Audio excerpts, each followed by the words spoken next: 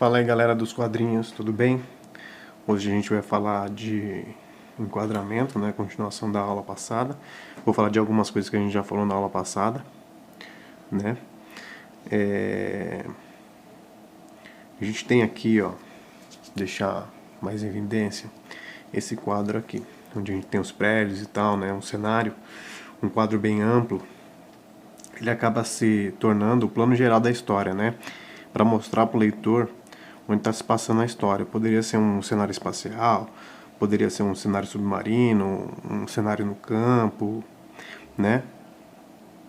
Isso aí é um plano geral, tá? O leitor precisa dessa informação em algum momento para saber onde está se passando a história. Você pode revelar isso logo de início ou segurar porque às vezes é alguma coisa importante da sua história. Outra coisa que a gente acaba tendo é o plano geral do personagem. Em algum momento, você vai ter que apresentar para o seu leitor os personagens da sua história, para ele saber quem são, né, os personagens principais, né, os protagonistas, antagonistas, né? Então você vai ter que apresentar esses personagens. Então é legal ter um quadro específico só para eles, né, em algum momento aí. Outra coisa que a gente tem, que são duas coisas que são bem parecidas, né? A gente tem o plano americano e o plano médio. O plano americano, ele foi criado para quadrinhos de cowboy, né? Porque havia grande necessidade de mostrar a região da cintura do personagem, né? Onde eles carregavam as armas. Então, mais por conta disso. E geralmente é usado mesmo o plano médio, né? Não o plano americano. Mas você pode acabar usando o plano americano, de repente tem alguma informação que você precisa passar. Às vezes o personagem anda realmente com algum tipo de arma, alguma coisa, né? Que é importante para a história e precisa passar essa informação. E no plano médio é mais para mostrar o personagem da linha da cintura para cima ali, tá? Outra coisa que nós temos também é o close.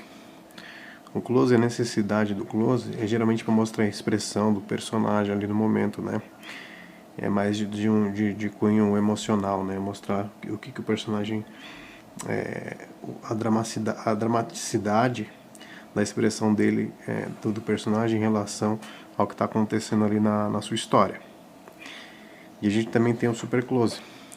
O super close, às vezes, geralmente ele é usado para mostrar pontos específicos, né, que vão fazer parte da trama, né? Poderia ser uma arma, uma moeda, uma carta, né? Seria um super close. Aqui no caso, vamos supor que a gente estivesse brincando aqui com esse batom dela. Esse batom que ela estava passando, a personagem aqui, né, no close, que mostra a expressão dela ali de tranquilidade, serenidade enquanto passa o batom. E a gente dá um super close no batom, porque na verdade esse batom é um batom envenenado, né? Então a gente acaba usando os quadros para esse tipo de coisa, tá bom?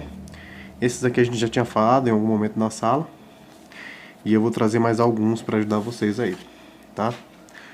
Nós temos esse aqui, ó, esse primeiro, que é Fade In, que ele é um quadro que ele começa escuro, e aí ele vai começando a clarear até revelar o que está se passando no quadro, certo?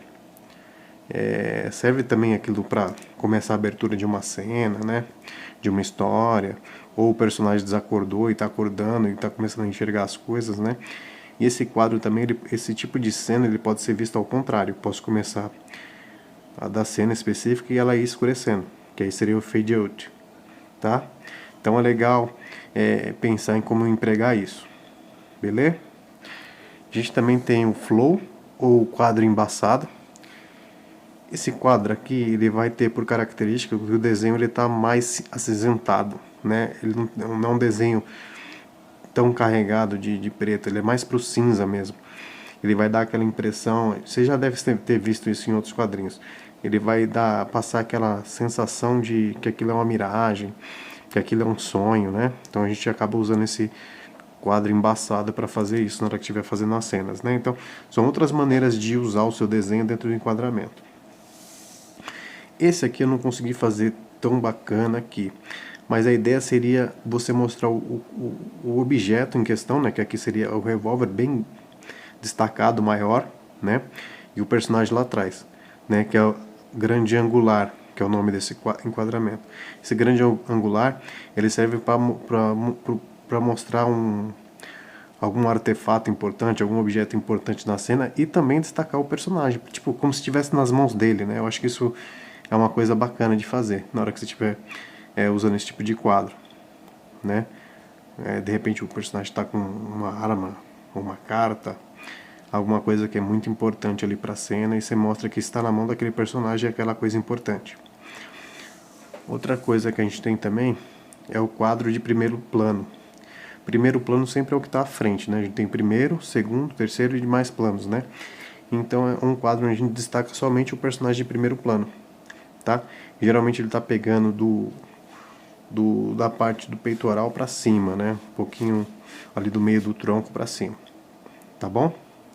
Um enquadramento bem legal, porque a gente tem ali o close, o super close, a gente tem esse primeiro plano, né? O quadro de primeiro plano, tem o close, super close, tem o plano médio. Então, entender como você pode usar esses tipos de enquadramento acaba tornando o seu quadrinho muito mais interessante, certo? Para finalizar a aula de hoje, a gente tem o zoom. O que acontece? A gente tem uma imagem onde a gente quase não consegue descrever o que está lá, mas a gente começa a aproximar e começa a identificar. E a gente vai aproximando ao ponto da gente conseguir ver com mais detalhe, né? Isso chama zoom in. Então é um tipo de enquadramento que vocês vão poder estar usando também para aumentar ali a dramaticidade da sua cena, né, da sua história. E esses zoom in você também pode usar ele como zoom out. Ou seja, seria isso aqui ao contrário. Esse quadro estaria aqui, né, seria invertido essas cenas. O começo seria esse, depois esse, depois esse, depois esse. Ou seja, eu começaria do plano mais detalhado e iria afastando, tá? Seria o zoom out. Beleza? Espero que vocês tenham entendido aí. Espero que ajude vocês na confecção das páginas que estão fazendo. E a próxima aula eu vou trazer mais alguns tipos de enquadramento aí, beleza? Até a próxima aula. Valeu, galera.